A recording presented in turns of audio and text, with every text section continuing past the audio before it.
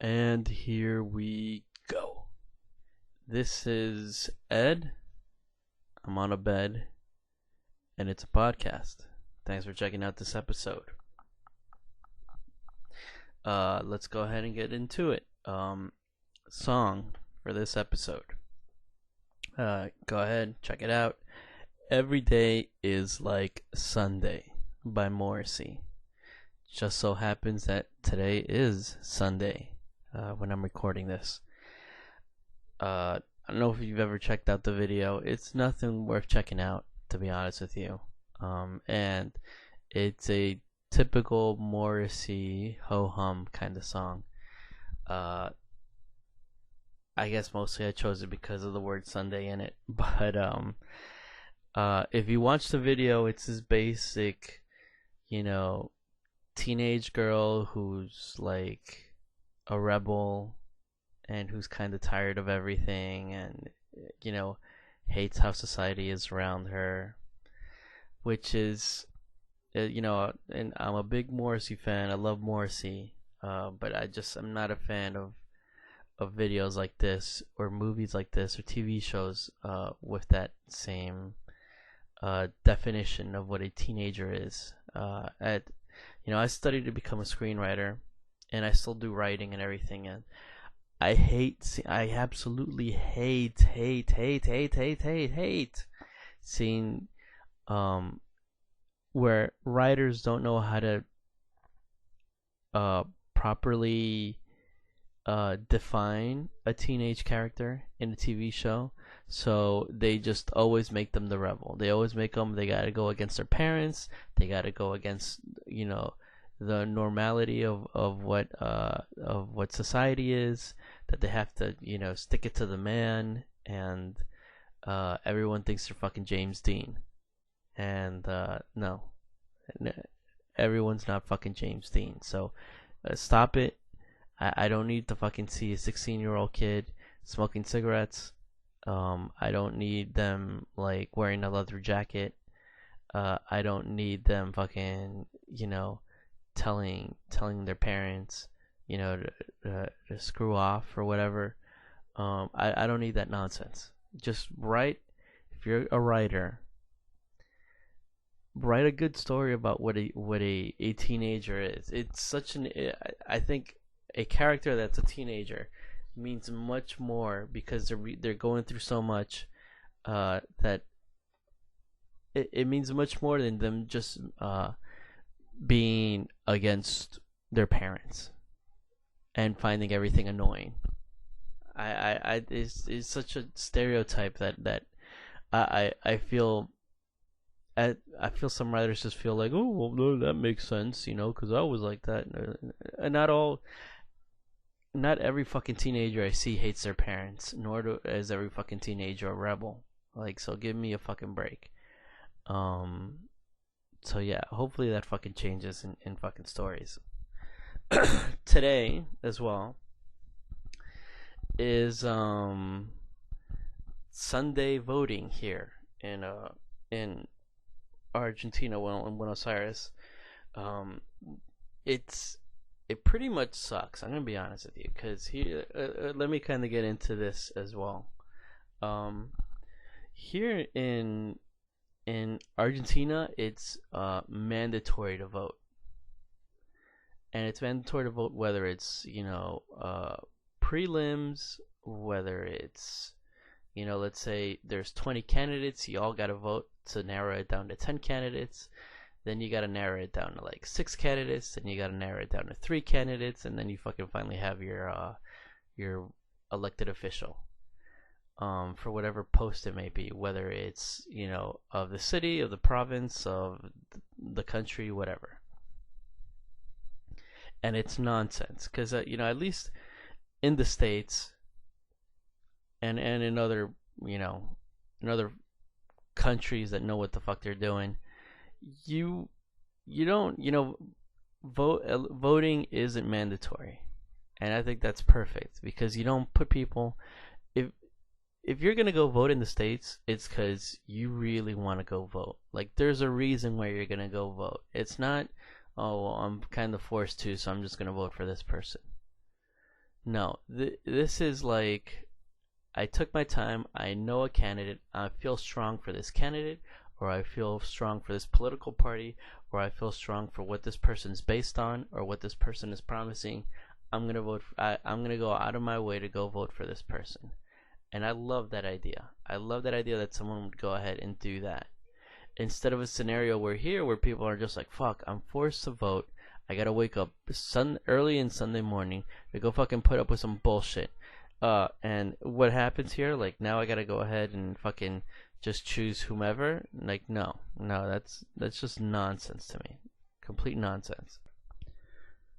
What's even worse about voting here is the voting age here is starts at 16, and I'm not saying that a 16-year-old can't vote, you know, but what I'm saying is how knowledgeable is the common 16-year-old, 17-year-old into what's going on around them.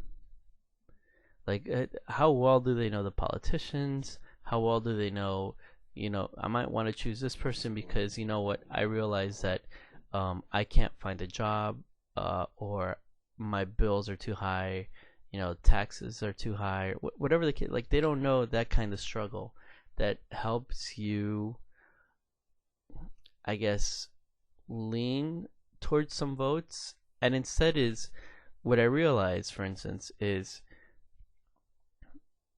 and that also goes for the people that just are of age, or at least in my head, are of legal age, 18 and up, or 21 and up, however you want to see it, to vote. But and like the people that don't know what's going on, that they don't care, but they gotta vote because it's just mandatory. Like, who are they voting for? Are they just voting for the guy who they just like hear the most about? Are they voting for the person that their family or friends are voting for?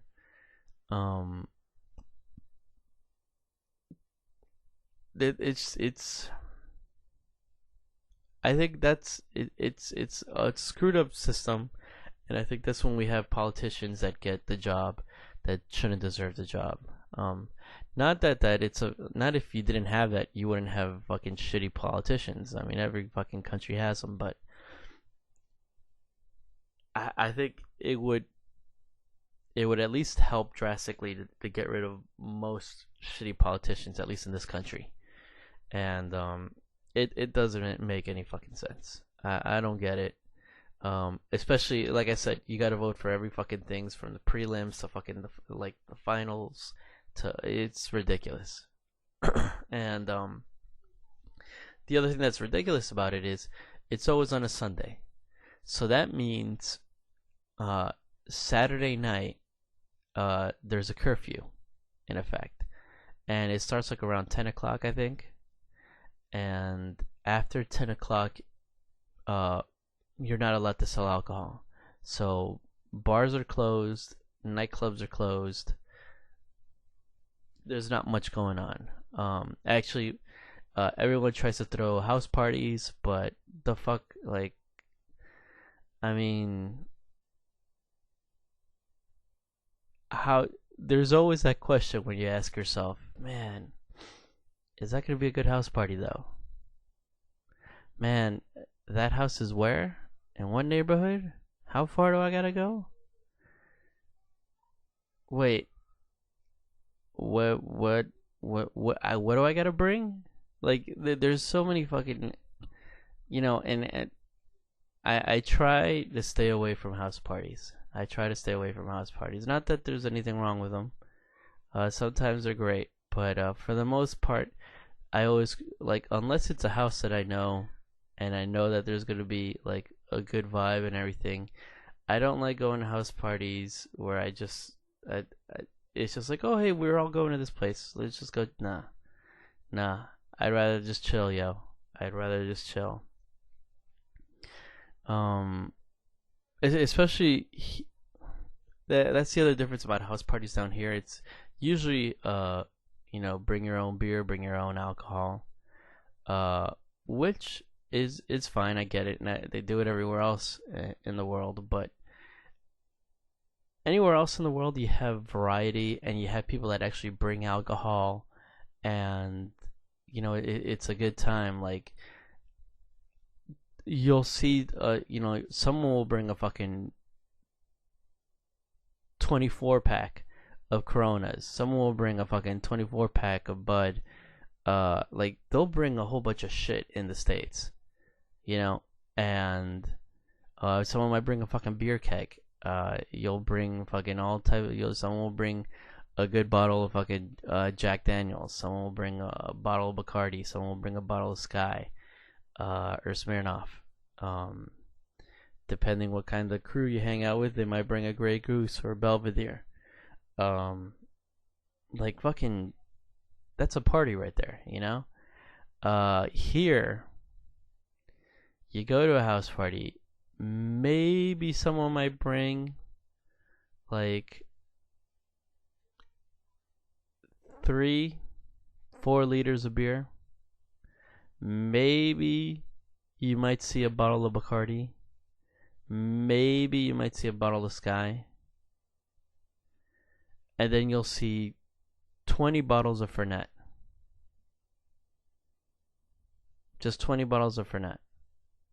And not even the good Fernet sometimes. Maybe it's like Fernet Branca. Oh, it's the good one. But then there's Fernet like 1882 or 86, whatever the fuck it is. And that's like the second tier, Fernet. But it's still fucking second tier. Like, the difference. You could have put 20 pesos more to get that Branca and you didn't. We all know you did it. Like, come on, bro. There's 20 pesos more. You could have asked me for it. I would have given you the 20 pesos if that was going to be the case. And then that's the shitty thing about it, because you're not drinking Fernet straight up. So now you got to have Coke. And for the fucking 20 bottles of Fernet that there might be at a party, there's probably 6 liters of Coke. Not sure as hell not enough, because there's people that aren't even drinking alcohol, so they're just drinking fucking Coke. Which I always hate that. It sounds stupid, but whenever I'm like at a VIP table or I'm at a party, and you just have a motherfucker that's just drinking the mixer, not even drinking like, I could understand, oh, maybe they're drinking a lot of alcohol. No, when you're just drinking the mixer, whether it's Coke, whether it's an orange juice, whether it's fucking cranberry juice, whatever, a fucking Red Bull. Like, when you do that and you take away the alcohol, like you just, because the mixer's always the first thing to go. And when you take that away from me, that pisses me off even more. I'd rather you get drunk and keep drinking with alcohol, because I know you're mixing that shit, instead of fucking just drinking a whole glass of fucking orange juice or a whole glass of fucking Coca-Cola. And that people here, a house party here should be a little bit more organized, and you say, listen, minimum, we need 20 liters of Coke. Minimum. If we're gonna fucking have 20 bottles of Fernet, we need minimum 20 liters of Coke. Fuck the world, 20 liters. I want to see more than just the fucking 2 bottles of wine that you might have hidden reserve in your house from some house party that you threw one time. No wine. Fuck the wine. You want to go drink wine? Go to fucking the Vineyards. This ain't no fucking wine house party. Oh, but my girlfriend likes to drink. She's not fucking invited. Invite someone else. No wine. We're gonna have beer. I want to see fucking 20 liters of beer. 20 liters of beer. But I don't know, that's a lot of... Figure it out. 20 liters of beer. I want to see fucking 20 liters of beer here. Give me the shittiest beer there is. I don't give a fuck. 20 liters of beer. And by saying the shittiest beer there is, that could be... I'm defining any beer you'll find in fucking Argentina. So there you go. 20 liters of beer, 20 liters of Coke, 20 bottles of Fernet. Give me at least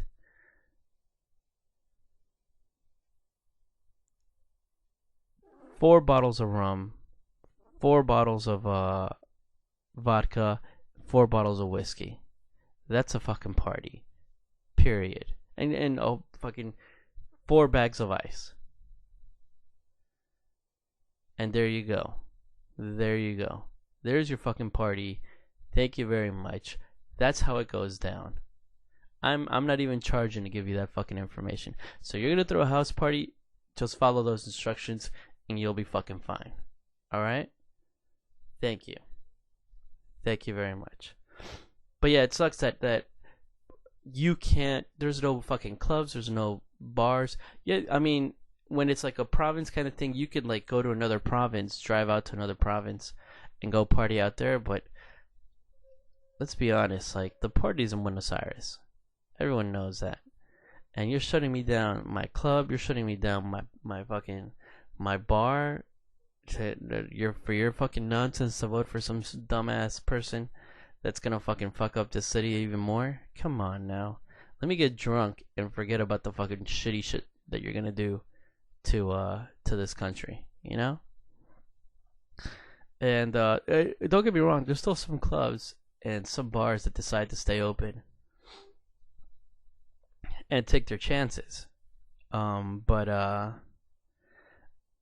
it's kind of like I remember one bar that I know did it. They got caught and they had a 20,000 peso fine, which is a lot of money, and that's the minimum. So it could go anywhere from 20,000 pesos to up, and that's like in some of these places that's half your rent. That's what you make in a month.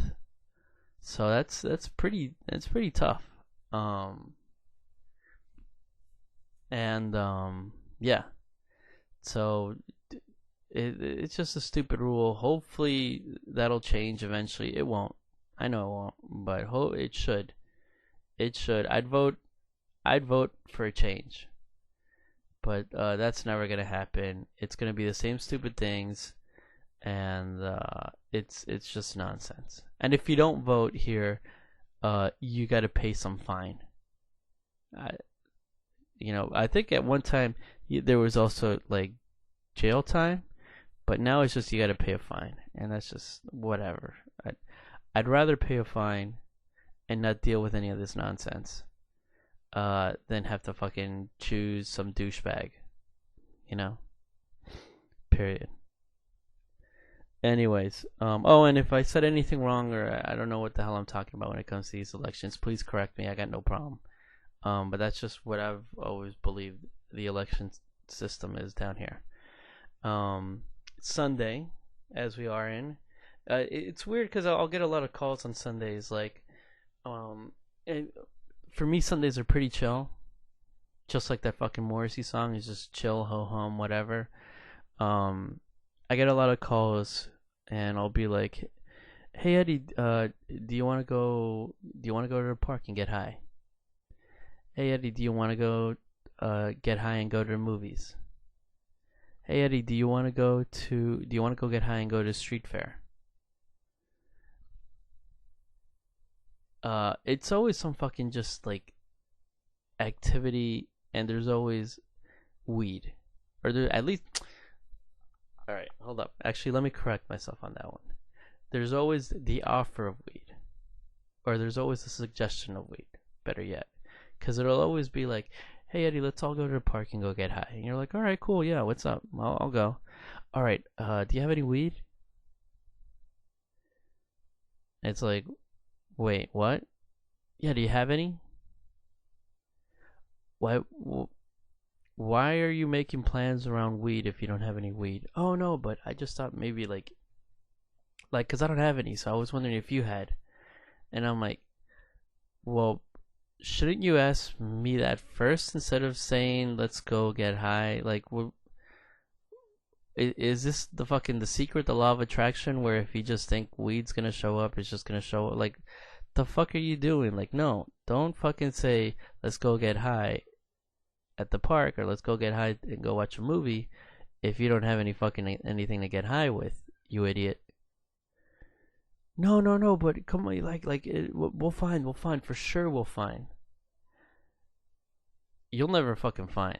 When you want to look for that shit, you'll never fucking find. That's how it is down here. Anytime that I'll go through a search through a whole fucking neighborhood or two, I'll call up every fucking Stoner I know, and no one ever has when I'm looking. And then days when I'm not looking, or I don't need, or I have, I already have too much, they'll fucking come up to me and be like, here's some. Here, I got this good deal. You gotta, this is like real good shit. Like, no. Like, it's fucking backwards down here. So, I'd rather, instead of dealing with the nonsense on a Sunday, where I know no one has anything to get high with, I'd rather just chill in my house, watch some movies, as you're seeing now, record a podcast, and just chill, man. Even fucking God said it in the fucking Old Testament, like, and the seventh day he rests. Like, even he rests. So come on, I'm a rest too. I'm a rest too and just chill. I noticed this about Sundays as well. That Sundays, a lot of people. It's the day when I noticed Instagram be the most popular. If you I don't know, for those of you who have Instagram, just look at your Instagram on a Sunday, and it's when there's the most pictures. There's fucking everyone's uploading pictures. The hot girls put up at least 20 selfies of themselves because there's nothing else to do, so they just go in front of a mirror and start taking pictures all the same fucking day. You can tell it's the same fucking day, but they'll say, throwback, or this is back when blah blah blah, because it's just them in different outfits that they want to check out. I know the fucking trick. Come on, girls. But they're taking different pictures, same position, same fucking lighting. Their hair's the same. Their fucking nails are the same. Like, you could tell, like, it's the same fucking day. But they'll say, "Oh, this was a picture from 2 weeks ago before I went." No, it's not. It's the same. You just took the picture. You just changed your outfit, and you're just trying out different clothes. I get it. Just admit I'd rather you tell me that than fucking say you went back to your archives and found this fucking picture. Come on, give me a break. Give me a break. I'm not that fucking high. And so yeah, there's a whole bunch of activity on Instagram on a fucking Sunday. I'll say I fucking, and because of that activity, I was able to get rid of 2 people this week, alone, for this nonsense. And by nonsense, I mean, these were 2 different girls who don't know each other, who aren't traveling together or anything, but they both happen to be in Berlin. And on separate days, they both happen to visit the Berlin Holocaust Memorial. I don't know if you've ever seen pictures of it or know how it looks like. It's basically these slab of stones. They're kind of like, they're just these big, rectangles, let's say, that kind of look like coffins, like mausoleums, but they're humongous. They're huge. It looks like you're walking through a maze in some cases, but and I think it's the size of a city block. So you have all these like slabs of stone everywhere through a whole city block, and that's it. That's the memorial. And I mean, I don't know what your definition of the Holocaust is, but to me it's a very tragic and sad event. So I don't understand what compels you to go to the Berlin Holocaust Memorial and take selfies and smile or be happy, or like, this one chick is at the Holocaust Memorial and she's taking a picture of herself jumping in the air. She's taking a picture. The picture is her jumping in the air with a big smile and her hands up in the air. And then the caption is Berlin! Exclamation point, exclamation point, exclamation point. And it's like, bitch, yeah, I know it's Berlin, and that's the most fucking offensive fucking thing you could do at the Holocaust Memorial. Like, what's so fucking happy about being fucking in the Holocaust Memorial? You're supposed, like, The other one, again, another picture, just smiling there at a selfie smile there at the fucking Holocaust memorial while sitting on one of the slabs of stones. Like, no, no. You don't go to a fucking 9/11 memorial and take a picture and smile. You know, you don't go to fucking Auschwitz and take a picture and smile. Like, what the fuck are you people doing? Don't. I'm not saying you can't take. You could take a picture of the 9/11 memorial. You could take a picture of, you know, Auschwitz, and you could take a picture of the Holocaust, the Berlin Holocaust Memorial. I'm not saying you can't, but it isn't one of those places where you take a picture and you're in it. You can take a picture of the architecture, of the landscape, of just it itself. You don't need to be in the fucking picture. No one needs to be in the fucking picture. To be more precisely, just take a picture. If you're so compelled to take a picture of what you're seeing, take a picture of just the scenery. You can just do that. You don't need to be in the fucking picture. You don't need to smile. You know? Just or you don't need to be in the picture and be contemplating like what happened here. Don't even do that, because I've seen those pictures too. Like, no, that's not acceptable either. Just don't fucking show up in the picture. You can show up, take a picture of what it was, and that's it.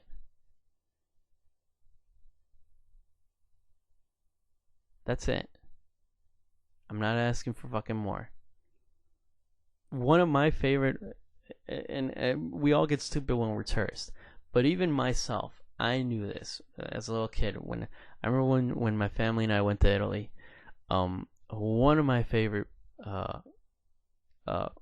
work of arts that I've seen, it's in the Vatican, and it's Il Prieto, which is the statue, this big marble statue that I believe Michelangelo sculpted, of when they take down Jesus from the cross, and he's in Mary's arms, just laying there dead.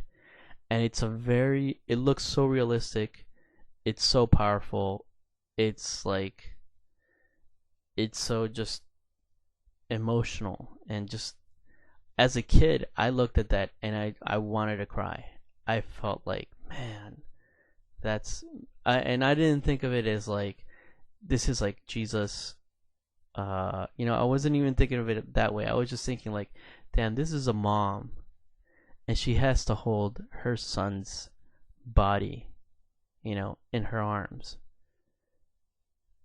I saw it more as that. Let's take away the history. Let's take away the names. Just, it could be anyone. And just think of that moment like there, and that moment alone is just powerful. If you know, it could be any mom, it could be any son. That it's just a powerful, like, just moment. I'm not there taking pictures. I'm not taking a selfie picture right there, giving thumbs up right next to it. Like, the fuck, you know. And I'm an asshole. I'm a very disrespectful person if I need to be, but that just is fucking nonsense. So, and as a kid, I even knew that that's not what to. You don't take a picture in front of that shit like that. So I had to fucking unfriend these people. And so people were like, no, you should explain to them why you're unfriend. No. They're not worth, like, explaining to. Like, I don't want to deal with nonsense anymore. And at least it helped me clear that out. But I think I'll state it. I thought it'd be enough for me to state it here, where I say, if you're gonna be at a memorial, and it's a memorial where something sad happened, like if you go to Hawaii, don't go to the Pearl Harbor fucking memorial and fucking think it's the happiest place on earth. Okay? So that's just the tip of the trade. Just don't do it. Don't be an idiot. Alright? I would think that's common sense, but I guess it's not. Speaking of pictures, one thing that I've been messing around with is there's this Just like the other day, I was messing around with this AI, this artificial intelligence that Google created, where you can talk to it, and it kind of gives you like replies, these snobby ass replies, acting like it's better than you. Well, there's another. It's kind of like an AI program, but what it is, it's when you go on Facebook or Google, uh, you it could like you upload a picture and it's already like it can read the image, so like it already tells you like who to tag, like it wants to auto tag for you, like, oh look, so and so's in the picture, do you want to tag so and so? You're like, fuck man, no.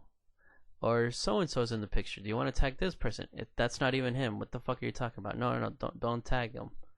Or do you want me to, like, no, don't tag me either, like, I'm just uploading a picture, fuck, come on. Well, that technology where it scans your picture and it kind of reads or detects like who's in it. Um, it's that same technology. So let's say you upload your picture to this program, and instead of the program knowing like your set of friends and scanning to see if they're in it, or of any fucking facial recognition to and compare it to another person or suggest that it's the person. What it does, it's they gave these sets of computers and they made it into like a neural network where it all passes through each computer. And what happens is each computer has a set of pictures that it has.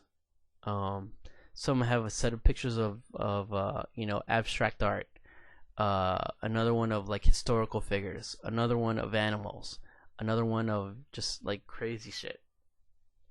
And your picture gets uploaded and goes through all these networks, and they start trying to scan and try to detect what's in the picture, and they start comparing it to what their thing is. Like it goes through the computer through animals, so I start scanning and trying to find what animals they can find in the pictures, and they won't find any animals, but because they have nothing else to associate it with, they're gonna associate something with an animal.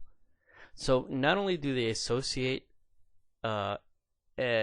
something to your picture, but they add it onto the picture as well, and so it becomes very trippy, and it comes off looking like they're trying to simulate dream patterns and how things look in dreams. And you look at some of these pictures and they are very trippy, and they are very like, it's like it's in fact it's called a deep dream generator. And there's like 4 or 5 different programs that do this shit. There's ones that like take like 5 minutes to do it, but the real ones, like the real good ones, take like a whole fucking day to do it. If it takes 5 minutes to do it, is because they're just like, they only have probably like 5 or 6 pictures they go through, or like 5 or 6 references that it goes through, so it only takes 5 minutes to fucking just change your picture. If it takes 24 hours or more, it's because it's going through at least 4 or 5 different computers or different fucking processors or whatever, and it's scanning through a whole thousands of images. And if you'll notice today, my title picture for the episode also went through it. It looks pretty cool. So yeah, definitely check it out. Just look up Deep Dream Generator, and you'll find several of them, and see what comes out for you. It's really cool technology. And yeah, it does kind of remind you of like when fucking you're tripping, or you're just like out of it. There's 2 times that I've been out of it, like just completely high as fuck, and I've had like a tripping experience. The first time was both times happened in Miami, and the first time was I was with my friend Omar, who again, rest in peace. I was with my friend Omar. I was with my friend Sabah, and I think that was it. I think that was it. I think it was just the three of us. And we go to Omar's house. We get high as fuck. But to the point where I'm just like, everything just becomes trippy as fuck around me. And Omar suggests, let's get into the car and let's go down to let's go down to the food stop. The food stop is like our 7-Eleven, our quickie mart there in the neighborhood. So we all get into his car and we go over to the food stop, and we're all okay while we're heading over to the food stop. But once we walk into the food stop, mind you, it's supposed to be like a 7-Eleven, a quickie mart. I walk in there and I start tripping over my own feet down the aisles, because all of a sudden, in a span of a second, I blink my eyes, and when I open them, these aisles become supermarket aisles. Like, they become everlasting aisles, and I'm walking through an everlasting aisle of potato chips. I'm walking down I change aisles. I'm walking down an everlasting aisle of chocolate chip cookies. And I'm just tripping. Like, I'm just like, what the fuck is going on? I know this isn't Food Spot. Like, it was never like this. Like, well, what's going on here? What the fuck is going on here? Like, when did it have this much selection of beers? When did it have this much selection of whatever? Like, and we pretty much went because we had a pretty good hookup there, and we'd always get free slushies.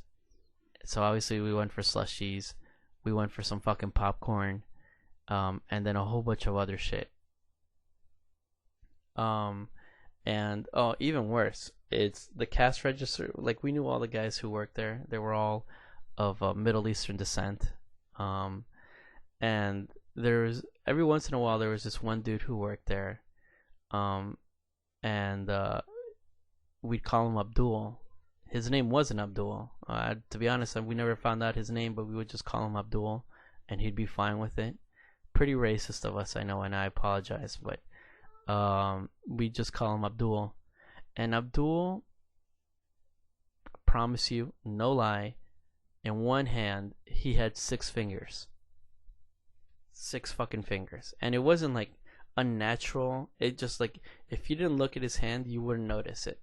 But in between, like, where his index finger, or like his middle finger is, and his index finger is, there's just another fucking finger there. Like, all good. And you'd look at it and like, it wouldn't like be abnormal, like, or it just wouldn't look out of place. It, like, if you really didn't pay attention, you just wouldn't see it. But we'd go in there so many times, and he'd give us change and everything, that eventually we're fucking looking at his hand. We're like, dude, you have 6 fingers. You have 6 fucking fingers. And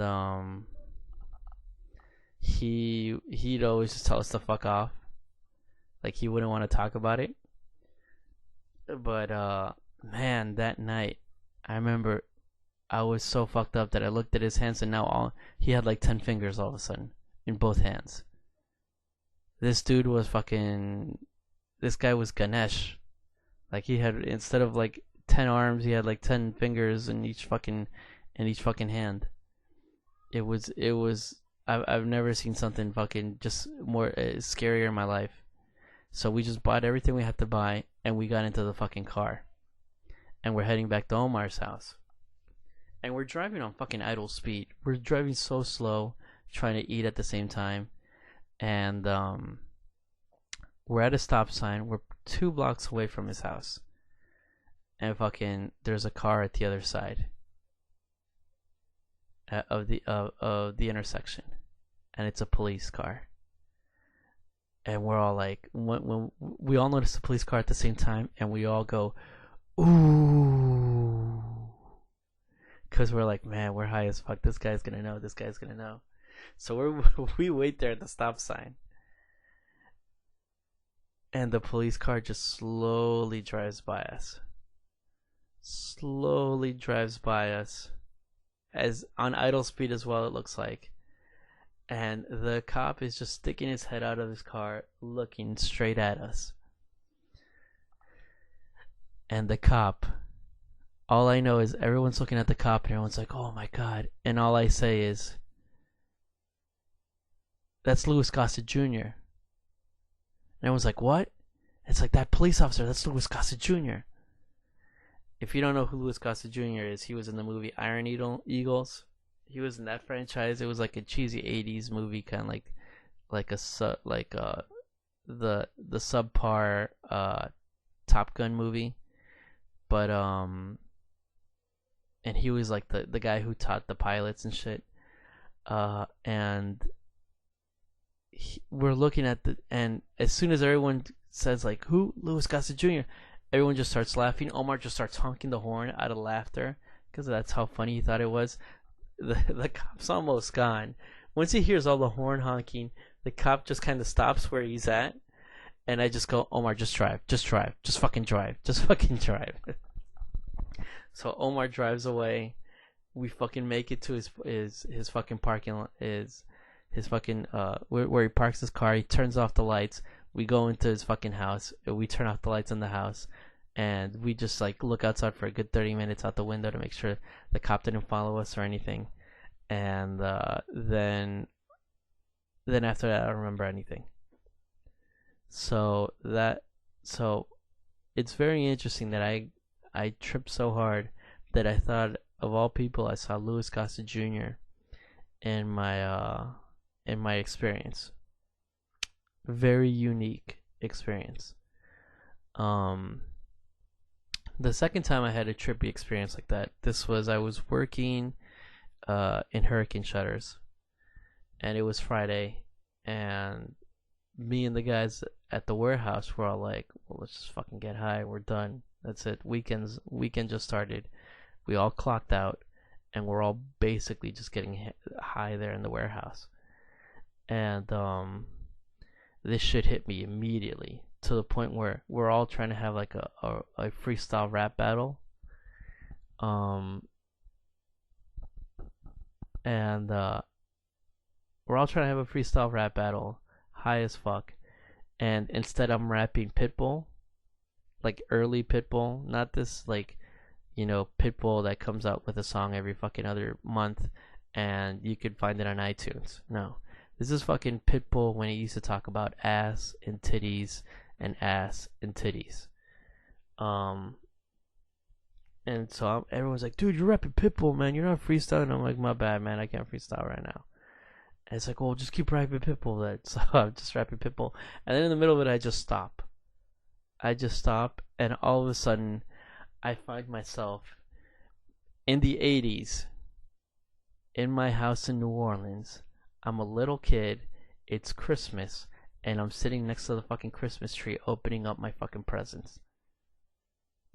That's how fucking just out of my skull I was at this moment. That I'm fucking reliving Christmas as a kid. And I'm opening my presents. And it's just, I'm having an amazing time. And I can't believe it. And all of a sudden I'm freaking out because I'm like, how the fuck did I get to the 80s? What the fuck am I doing in New Orleans? What the fuck am I doing here? And I'm just I'm having a crazy moment, just an absolute crazy moment. And then 5 minutes into it, one of my coworkers just starts shaking me, and he goes, "What the fuck are you doing, Eddie?" And I'm like, "I don't know, man. I was in Christmas all of a sudden." And I was like, "What the fuck are you talking about?" I'm like, "Yeah, man, I was in Christmas. I just got fucking the toys that I wanted. I just got myself some fucking Voltron toys, man." The fuck are you talking about? Dude, I was in fucking Christmas, man. I don't know. I need to get high again. I need to go back there, man. I was about to play with my fucking Voltron toys. And that was probably the second trippiest experience I had. I know you could have some fucking deep missions, and I know the one thing I've always kind of thought about was maybe doing some ayahuasca, which it's what like the natives do in South America to like trip it, and they're supposed to have an experience to where they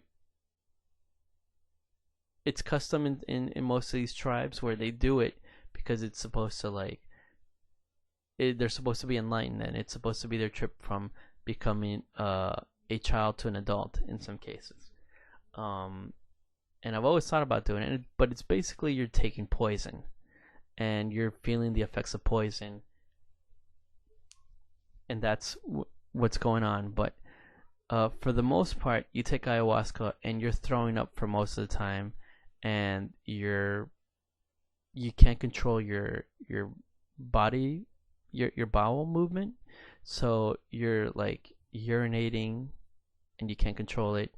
You might be defecating and you can't control it. And that just doesn't sound appealing to me at all. But I hear the trip itself is an experience where you see shit that you like. The experience lasts like a good day, and you see shit that you would never see anywhere else, and it's supposed to be amazing. That's what I'm interested in. I'm just not interested in shitting in my pants, peeing in my pants, and vomiting uncontrollably. That you can't sell me on that aspect. I'm sorry. Even if I'm supposed to fucking figure out what the meaning of life is by doing so, no thanks, no thanks. If you guys can figure out how to do all that, synthesize it to the point where I'm not gonna do all that in my pants, then sign me up for that. But other than that, no. And then people are like, oh, you should do shrooms, or you should do this, you should do that. No, man, I'm okay. I'm okay for now, man.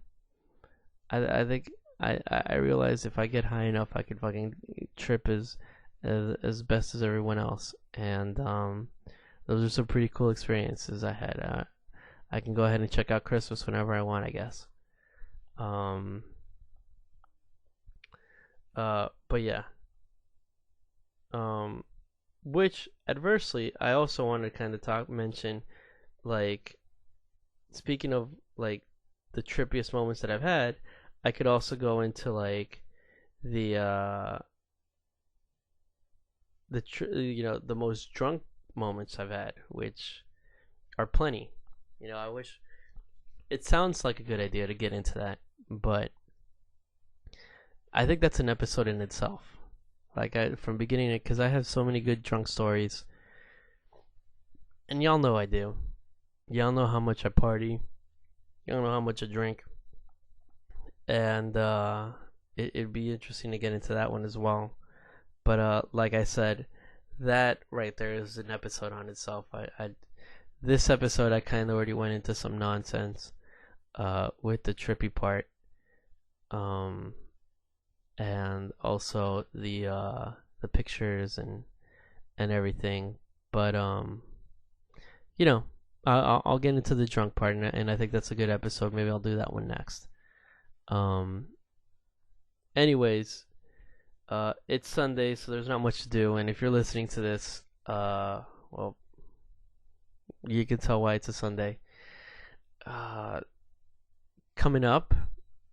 It's coming up in about less than 10 days is my birthday. 34 years old. There we go, big boy here. Looking forward to that. I don't tear shit up as much as I used to. I don't do, like, I used to fucking, when my birthday came around, I used to fucking tell people we're celebrating the whole fucking week. I planned shit out for each day of the week. And whoever could hang, whoever couldn't, but I fucking would go all out on it. Now, for instance, this last year, it felt on my birthday fell on a Monday, and it was like what the fuck is there to do on a Monday? I had a friend who was visiting from out of town who was in town and was celebrating with me my birthday. Homeboy got hit over the head with a bottle by a couple of African dudes at Severino. So that was interesting. We had to take him over to the hospital. We got pretty drunk in San Telmo. Like, that was basically my birthday. But this year I'm feeling it. This year my birthday lands on a Tuesday night, on a Tuesday. And I don't know where y'all live in the world and what y'all are doing, but there's parties on fucking Tuesdays, man, and I fucking know they are. And I'm lucky to have one of my favorite parties on Tuesdays. The hype party.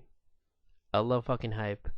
You guys, for the most part, there's a good 95% chance you'll always see me at hype.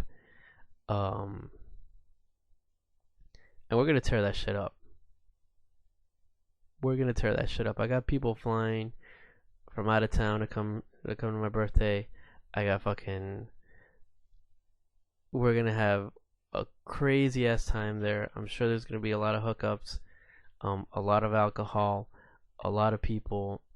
It's gonna be crazy. I'm gonna see what I'm gonna do. I don't want to fucking promote it or anything because that's just not. I don't really care. But it's gonna be packed. I do know that. So to those who want to, I'm saying this more for the people who are gonna fly in, and maybe those that are thinking about flying in. Y'all should come down. It's gonna be a good time. So with that being said, check it out. It'll be the 28th of this month, less than 10 days from now. Book your flight, book your hotel, come on down. This shit's gonna be insane. Trust me on this. If you thought tripping 1980s Christmas and getting a Voltron toy is fucking trippy, wait until fucking hype. Wait until this hype night. It's gonna be insane. I know that much. I've talked it over with one of the owners. I talked it over with some of my boys. It's gonna be insane. So I think I'm gonna stop this one now. But thanks for checking it out, and until next time, guys. Later. Take care.